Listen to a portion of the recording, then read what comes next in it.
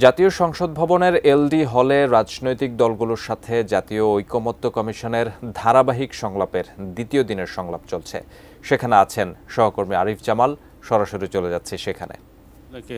আপনি নিশ্চয়ই জানেন যে এর আগের খবরে আমি যেটা জানিয়েছিলাম যে জাতীয় ঐকমত্য কমিশনের সঙ্গে রাজনৈতিক দলগুলোর ধারাবাহিক যে বৈঠকটি শুরু হয়েছে, বৃহস্পতিবার প্রথম বৈঠক হয়েছে, আজকে দ্বিতীয় বৈঠক চলছে, দ্বিতীয় দিনের বৈঠক চলছে।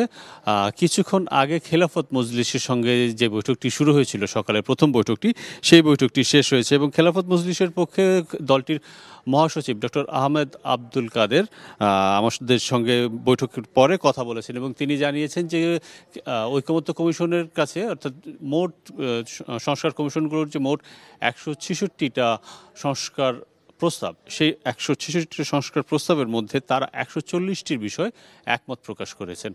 10টি প্রস্তাবের তারা বিরোধিতা করেছেন সরাসরি, অর্থাৎ সেই প্রস্তাবগুলোর সঙ্গে তারা একমত নন।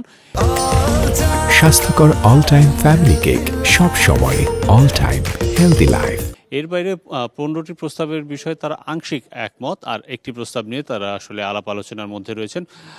খেলাফত মজলিস স্পষ্টতই বলেছেন যে আওয়ামী লীগ সহ ফ্যাসিবাদের দোসর যারা রয়েছেন তারা যেন আগামী নির্বাচনে অংশগ্রহণ করতে না পারে, সেই বিষয়টি তারা নিশ্চিত করতে চায় এবং বিচারের আগে নির্বাচনের যেন কোনো সুযোগই আওয়ামী লীগের না পায়, সেই বিষয়টি তারা চান এবং সংস্কারের মধ্য দিয়ে তারা একটি বিষয়ে সংবিধানে নিশ্চিত করতে চায় এবং সেই বিষয়টি হচ্ছে যে আল্লাহর ইসলামের স্পষ্ট বিধান বিরোধী কোনো আইন যেন সংসদে পাশ না করা হয়, সেই বিষয়টি তারা দাবি জানিয়ে এসেছেন এবং বহুত্ববাদের বিপক্ষে তারা অবস্থান নিয়েছেন।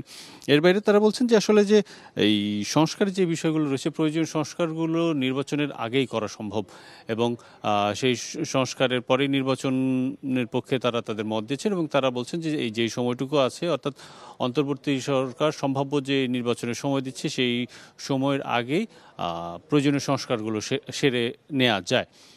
খেলাফত মজলিসের বৈঠকের পরে এখন বাংলাদেশ লেবার পার্টি তাদের বৈঠক শুরু করছেন। খেলাফত মজলিসের বিষয়ে আরেকটি তথ্য একটু জানিয়ে রাখতে চাই যে প্রথমে 7 জন সদস্য নিয়ে তারা বৈঠকটি শুরু করছে, পরবর্তীতে আরেকজন সদস্য যোগ দেয়, অর্থাৎ খেলাফত মজলিসের মোট 8 সদস্যের প্রতিনিধি দল ঐকমত্য কমিশনের সঙ্গে বৈঠক করে।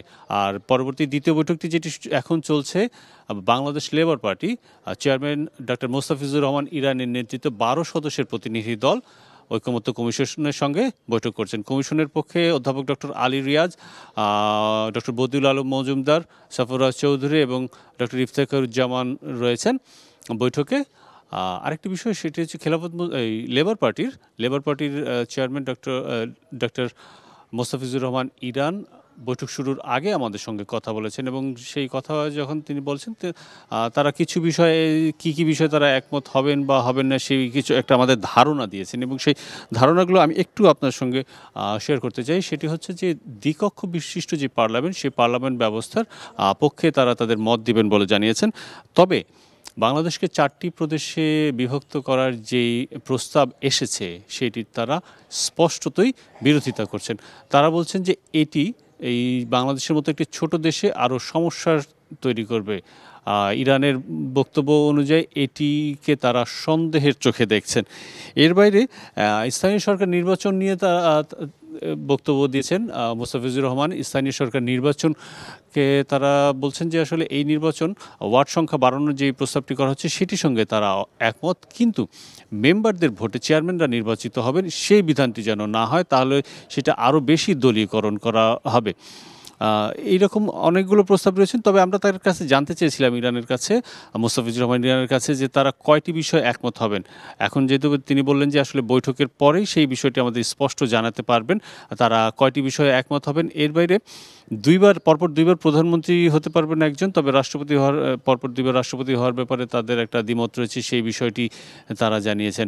এখন লেবার পার্টির সঙ্গে যে বৈঠকটি চলছে, সেই বৈঠকের পরে আসলে পুরোপুরি জানাতে পারবো ঐকমত্য কমিশনের সঙ্গে বৈঠকে তারা কোন কোন বিষয়গুলো একমত হয়েছেন, 166টি যে প্রস্তাব রয়েছে এবং বাকি কোনগুলোর বিষয়ে একমত হননি বা আংশিক একমত প্রকাশ করেছেন।